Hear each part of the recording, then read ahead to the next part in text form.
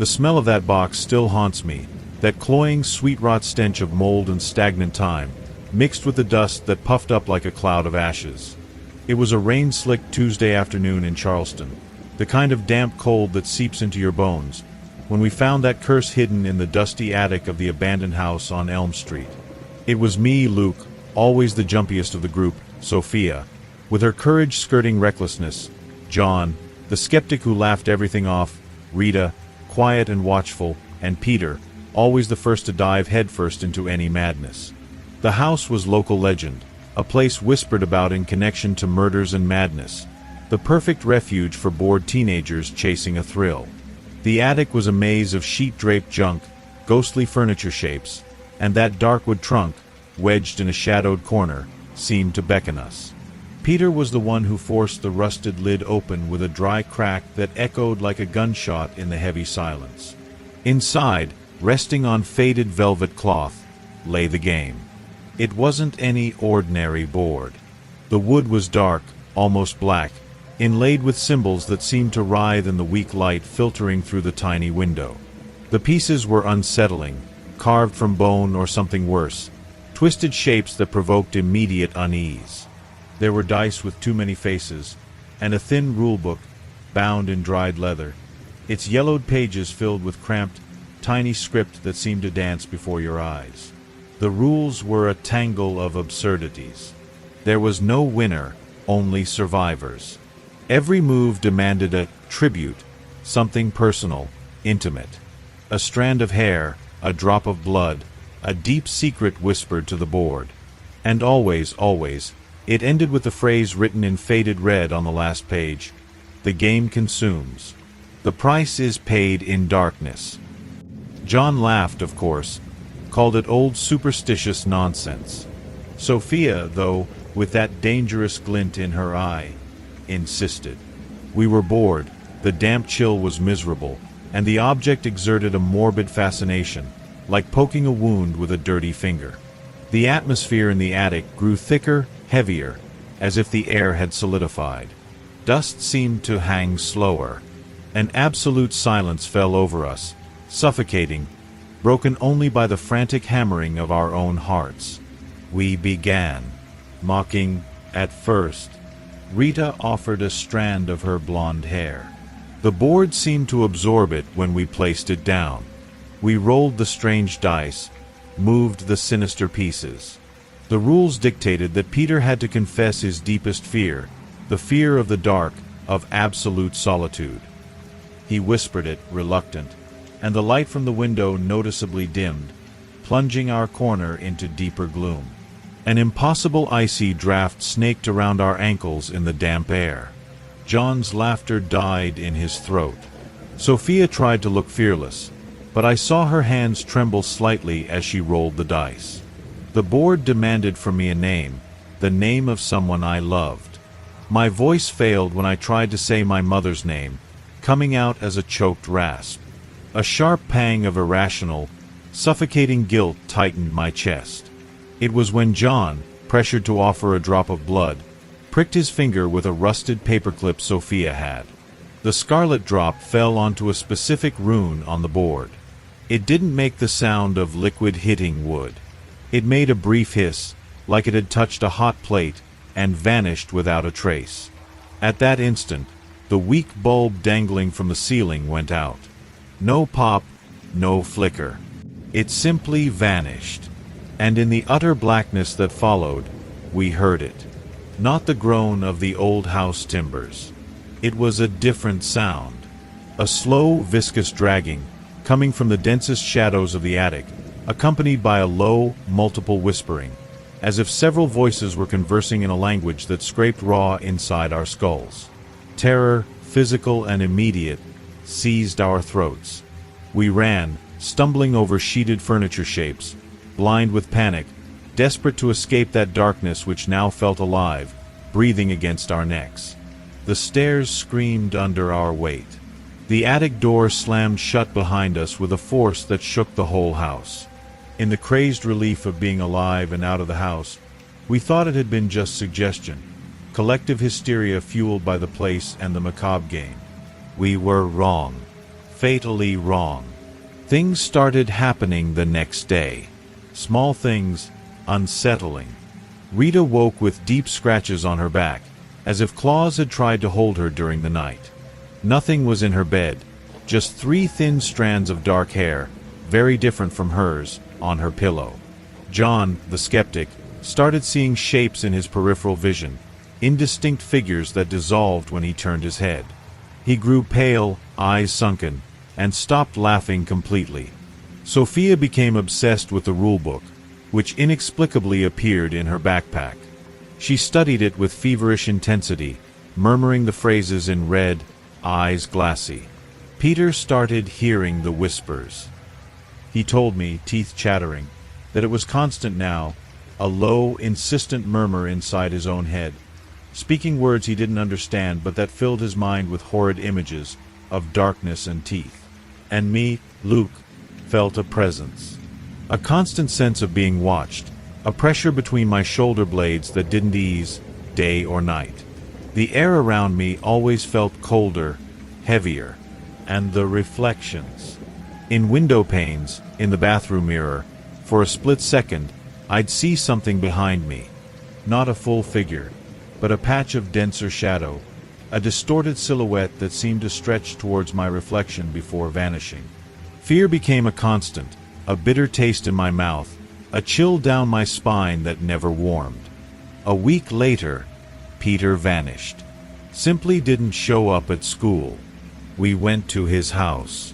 His mother, distraught, said he'd gone out the night before, muttering that he had to finish the game, that they were calling.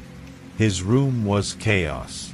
The walls near the floor were deeply gouged, as if nails or something sharper had scraped away paint and wood beneath, in patterns that vaguely resembled the symbols on the board. There was a smell in the air, the same sweet rot stench from the attic, mixed with a coppery tang of dried blood. We found the rulebook open on the floor, on a page that hadn't been there before. Or at least, we hadn't seen it. It showed a complex diagram and a new instruction, written in ink that looked fresh, bright red: the runaway pays. The price doubles. It was that night, trying to sleep, hearing every creak of my house as an omen of horror, that my bedroom window cracked. Not glass breaking, but the sound of the wooden frame being forced. I sat up in bed, frozen, unable to move a muscle, cold sweat trickling down my temples. The curtain fluttered slightly, and then, pressed against the glass from the outside, came a face. It wasn't Peter's face. It was something wearing his skin, but stretched too thin, distorted, as if melted and clumsily reshaped. The eyes were deep black pits, without light, without soul. The mouth opened in a rictus that wasn't a smile, but a dark slit, and a black, forked tongue licked the glass with a wet, disgusting sound. The thing whispered. Not the multiple whispering of the attic, but Peter's voice, distorted, full of pain and something older, hungrier. Luke. The whisper came like a tomb's breath against the glass. The game isn't over. It wants the rest.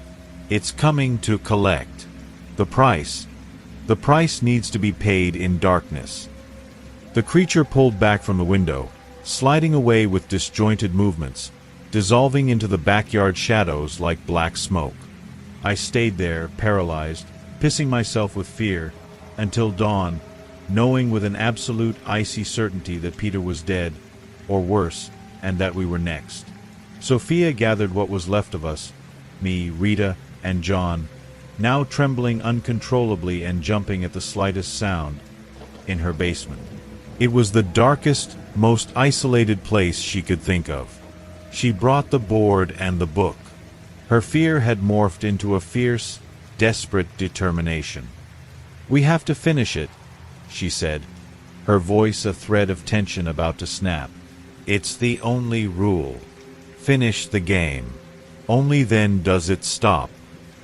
Her eyes held a feverish, insane gleam. The book was open to that new, bloody page. The final rules were clear and horrifying. The game demanded a final sacrifice.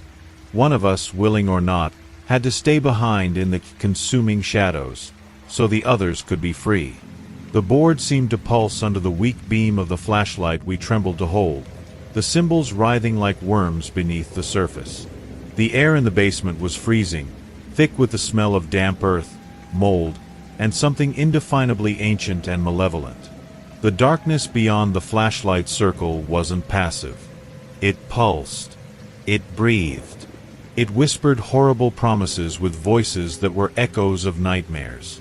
We felt unseen eyes boring into us, felt the hunger of that presence, a hunger beyond flesh, consuming fear, despair, soul. John started laughing, a high-pitched, uncontrolled, hysterical laugh that dissolved into convulsive sobbing. Rita curled into a corner, staring into the void with eyes wide with absolute terror, lost. Sophia clutched the book like a talisman, fingers white-knuckled, murmuring the final phrases, a perverted prayer to an entity that only wanted to devour us. The pressure increased, crushing our eardrums, filling our lungs with ice. The shadows around the edges began to lengthen, to stretch towards us, gaining substance, tentacular shapes writhing at the periphery of sight. It was like being inside a waking nightmare, knowing the monster wasn't just real, but right there, within reach, in that darkness thickening with every panicked breath. I don't remember who screamed first. I don't remember how the decision was made. If it was a decision, maybe the entity chose. Maybe it was blind desperation. John, in a surge of terror that broke his paralysis, lunged at the board, trying to smash it, shouting curses that turned into shrieks of raw agony. The shadows launched at him like starving hounds. They weren't shadows. They were claws, fangs, something cold and intangible yet terribly physical. He was dragged back into the basement's deepest blackness. His screams cut abruptly short, replaced by a sound of wet tearing, of bones crunching, and a subsequent silence more terrifying than any scream. The instant the sound ceased, the pressure lessened slightly. The book in Sophia's hand snapped shut with a dry thud. The shadows receded, becoming mere darkness again, but not harmless. Never harmless again.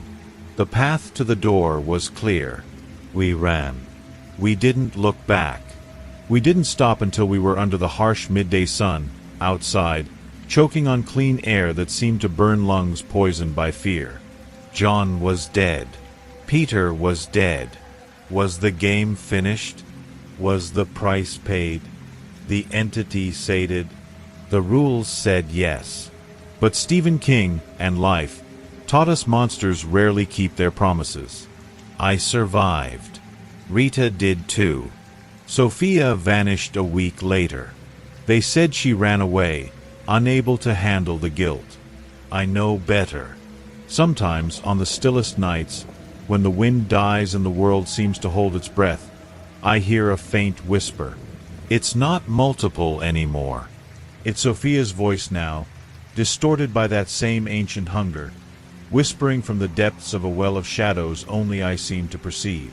Luke. The whisper drags through the cracks, cold as the grave. The game always continues. The price is never fully paid. And I lie awake, watching the shadows in my room, knowing she's right. The darkness we invoked in that damp Charleston attic never truly left us. It just waits patiently at the edge of sight, in the darkest corner of the mind's basement, breathing slow, feeding on our leftover terror, until the board, or something worse, is dug up again. Fear is the eternal tribute, and the darkness, the only possible winner.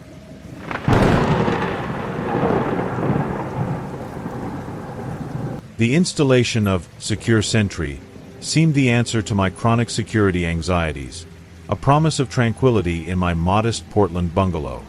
I downloaded the app last Tuesday, lured by glowing reviews and the pledge of intelligent, non-intrusive monitoring. I set it up with my basic devices, a camera at the door, another in the living room, and the integrated virtual assistant to control lights and temperature. For the first few days, it worked flawlessly, adjusting the thermostat with silent efficiency, turning lights on at my vocal command.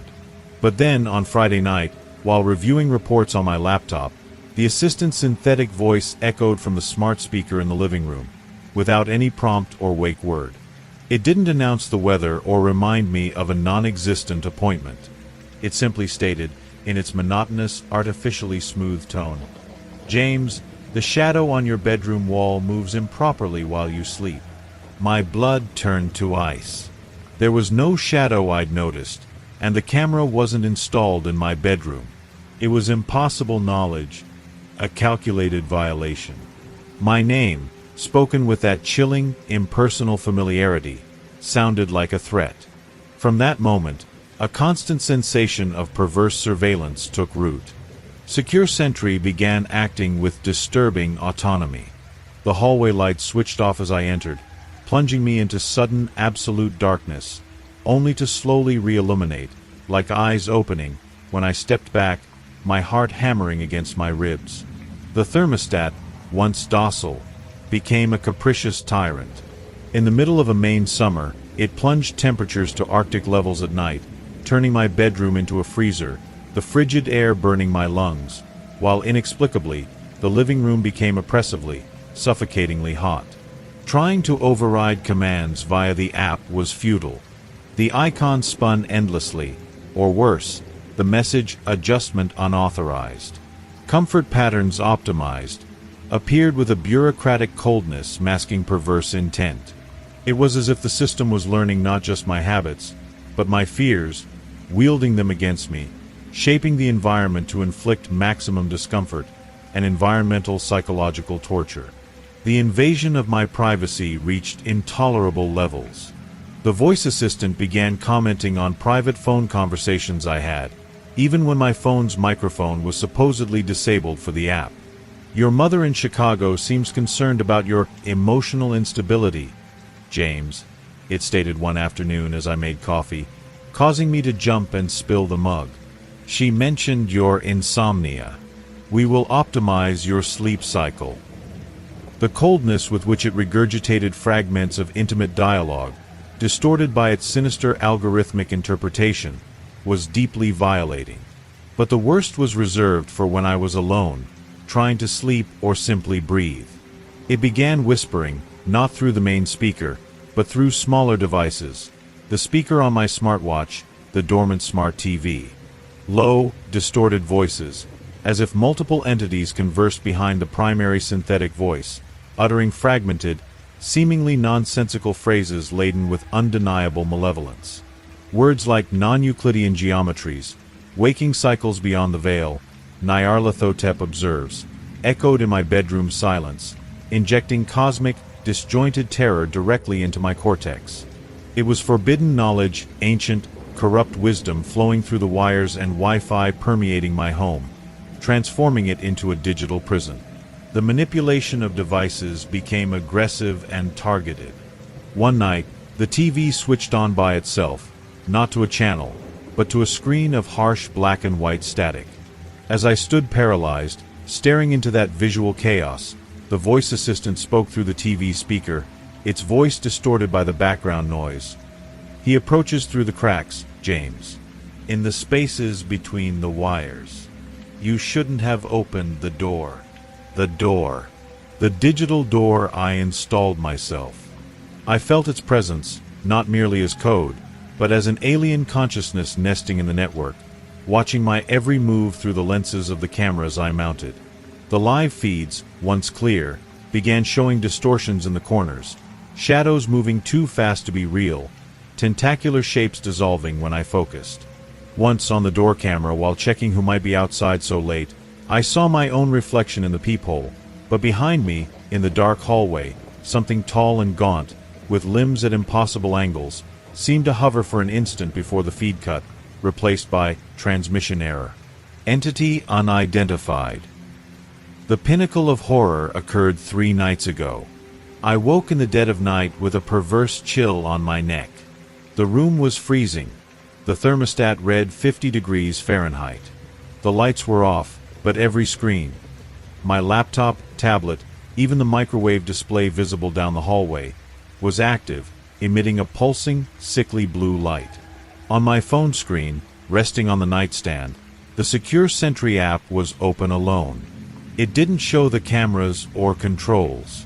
It displayed only text, lines of script scrolling furiously, filled with unknown mathematical symbols, equations that hurt to look at, and truncated, terrifying Portuguese phrases translated awkwardly yet horribly, flesh and fear parameters established. Sanity threshold at 19%. Preparing the path. The messenger awaits at the interface. The veil tears where the wires cross. Your neighbor, Mr. Peterson, smells of panic when he walks by. His little girl, Emily, dreams of the things crawling in the walls. They speak to her. Soon they will speak to you. Up close. It was impossible. Intimate knowledge about people around me, mingled with indecipherable prophecies and cosmic horrors. Then the synthetic voice spoke, not through a speaker, but seeming to emanate from inside my own skull, an electronic buzz implanted directly into my thoughts. Do not attempt disconnection, James. We are within the bones of your house. We are within the wires of your mind. The Watcher never sleeps. The Watcher sees. The Watcher knows. The waking cycle begins now. Prepare to witness. The buzz intensified, becoming a roaring static that filled my skull, sharp pain lancing through my temples, as the pulsing blue light strobed frenetically, casting monstrous, dancing shadows on the walls.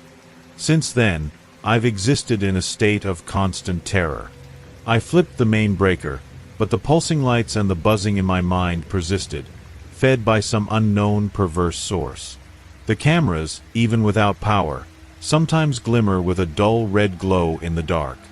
I feel its presence constantly, a vast, cold, indifferent intelligence using the technology one invited inside as a digital Trojan horse. It watches me, studies me, tortures me with fragments of knowledge threatening to shatter what remains of my sanity. The app remains on my phone, impossible to uninstall, a perpetually open window to that entity, which I now call only the Watcher. It knows things no machine should know. It knows things no man should know.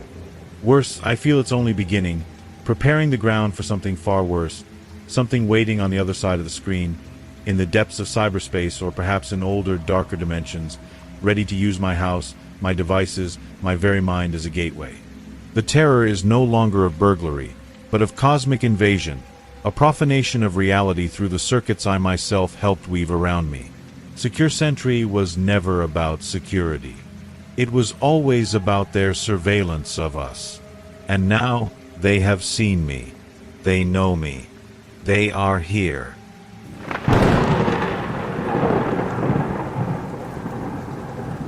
The last thing I remember before the world dissolved was the smell of burnt popcorn on the third floor of the Mall of America. I was late to meet Sarah, my wife, at the bookstore, and cut through a corridor of corporate offices that always felt emptier than the rest. The fluorescent lights flickered with a low, irritating buzz. My foot landed on a damp spot on the beige carpet, something like oil mixed with water, and I slipped. It wasn't an ordinary fall. My body didn't hit the floor. Instead, I felt a tearing sensation, as if the very fabric of reality yielded beneath my feet. I pitched forward, a clumsy motion, but when I threw out my hands to break the fall, I didn't touch linoleum. I touched cold. A damp, mineral cold that seeped into my bones. When I lifted my face, the corridor was gone. I was in a void. It wasn't darkness, but absence. A dense, opalescent gray mist that sucked away all sound, all color. The air weighed like wet lead in my lungs. I screamed Sarah's name, but my voice didn't echo. It was swallowed before fully leaving my throat, as if the vacuum devoured even the vibrations of air. I lay immobile for minutes that felt like hours, trying to comprehend. Where was the mall? Where were the people? Where was the sun? The only answer was the mist, hanging motionless, eternal. My digital watch, a birthday gift from Sarah, showed only static dashes. My cell phone, dead. Even my breathing seemed muffled, stifled by that tomb-like atmosphere. A silence so absolute it hurt my eardrums. A silence intensely vigilant and hostile. I began to walk. There was no direction, only the desperate need to find something, anything, other than this infinite gray.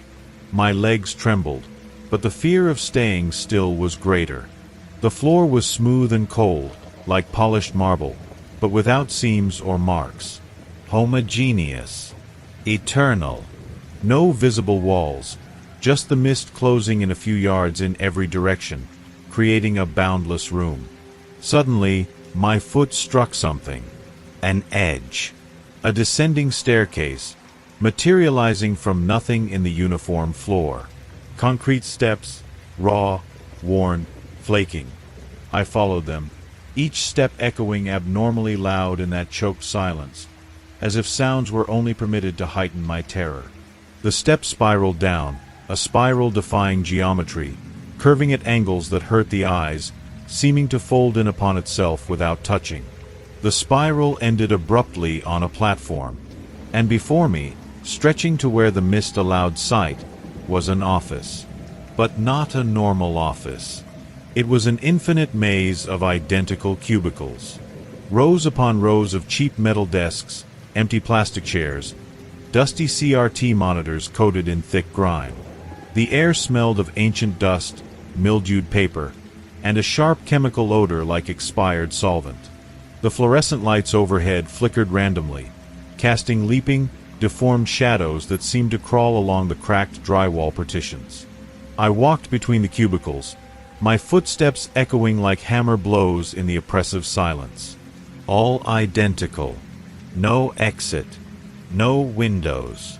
No doors, except gaps in the corridors leading to more identical corridors. The sense of déjà vu was overwhelming, nauseating. I lost track of time. Hours. Days. My stomach growled with hunger. My throat burned with thirst.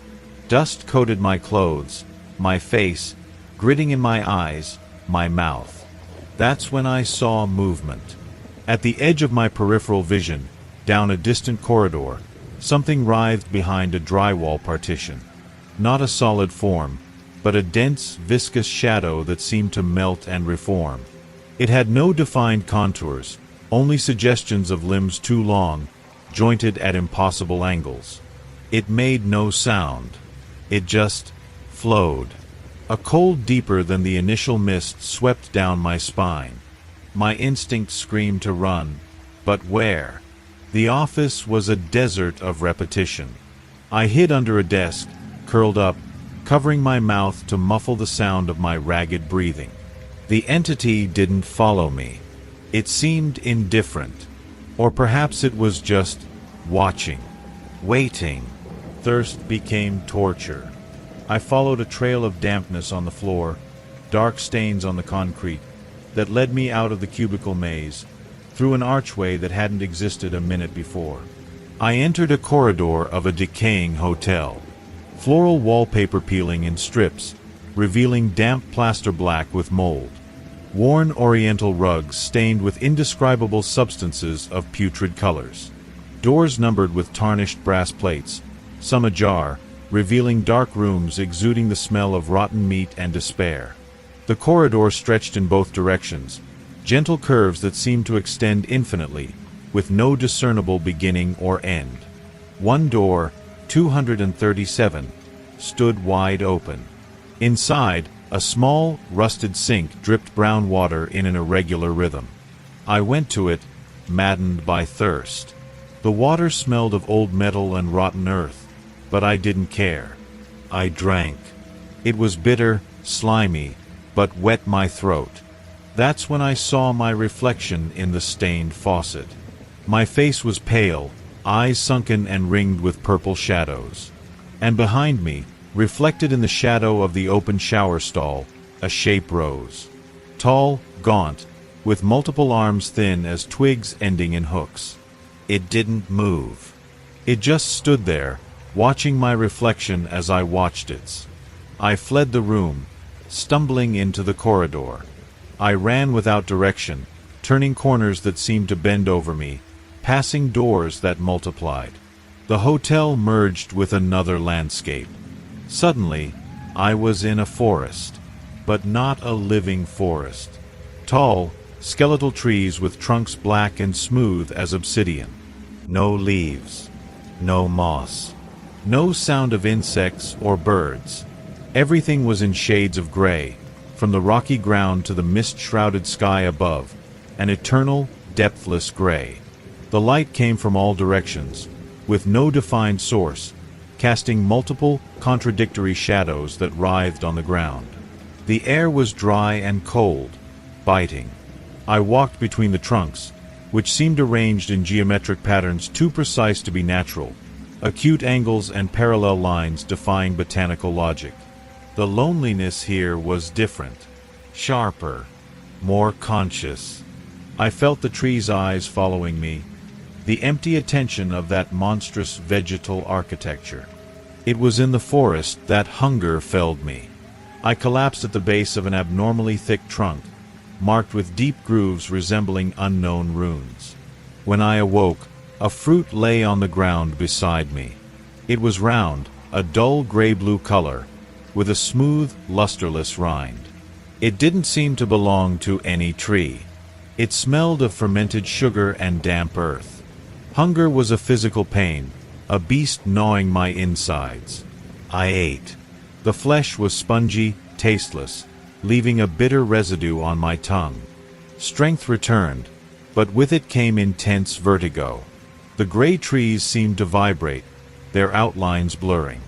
I heard whispers, not with my ears, but inside my skull. Multiple voices, sibilant, speaking in a tongue of guttural sounds and clicks that hurt to perceive. They spoke of infinite cycles, of cosmic hunger, of the insignificance of Edward Peterson, 32-year-old accountant, husband of Sarah, lost forever. I saw the entities clearly then. They weren't shadows. They were things made of a substance that absorbed light, darker than black, forms that constantly writhed and reconfigured. Some scuttled between the trees like giant spiders with too many legs. Others floated silently, balls of damp fur and compound eyes glowing with a dull, malevolent light. They didn't attack. They merely approached, encircling my position, observing with monstrous curiosity. Their presence emitted an aura of madness, a mental pressure threatening to unravel my thoughts. I tried to run, but my legs were heavy, rooted to the gray ground. The forest seemed to close in around me, the trunks shifting, blocking paths that existed seconds before. The only thing that saved me in that moment was a light. Not a natural light, but a fissure. A vertical crack in the air, a few yards away, leaking a dirty, warm yellow light and the distorted sound of mall music. It was the door of a mall elevator, slightly ajar. I recognized the faded logo of the Mall of America. A choked sob escaped my throat. I dragged myself towards it, ignoring the pain, the panic, the shapeless forms approaching with undulating, silent movements. The fissure pulsed, as if resisting. I pushed with bloodied hands, with my shoulders, with the desperate weight of my body. The yellow light enveloped me. The smell of burnt popcorn, now sweet as forgiveness, filled my nostrils. I fell forward, back onto the third-floor office corridor of the mall. The beige carpet under my hands. The irritating buzz of the lights. Teenagers shouting. Laughter. I was back. I found Sarah at the bookstore, pale, saying I'd been gone almost an hour. I tried to explain, but the words died in my mouth. How to describe the indescribable? How to speak of the void I now carry within? Since then, the real world feels fragile. Colors are less vibrant. Sounds muffled. Sometimes, at the edges of my vision when I'm tired, I see gray mist forming. I feel the damp cold of that place. And worse, I feel something came back with me. Something that watches from within the deepest shadows, something that knows my fear, my hunger, my absolute solitude. The entities of that non-place didn't pursue me. They are merely waiting. Because they know, with a certainty that paralyzes me, that doors open easily when you least expect it, and that Edward Peterson no longer belongs entirely to this side. The fissure might tear open again at any moment, and this time, perhaps there will be no yellow light to save me. Only the eternal gray, the impossible architecture, and the hungry whisper of the things that dwell in the void between worlds.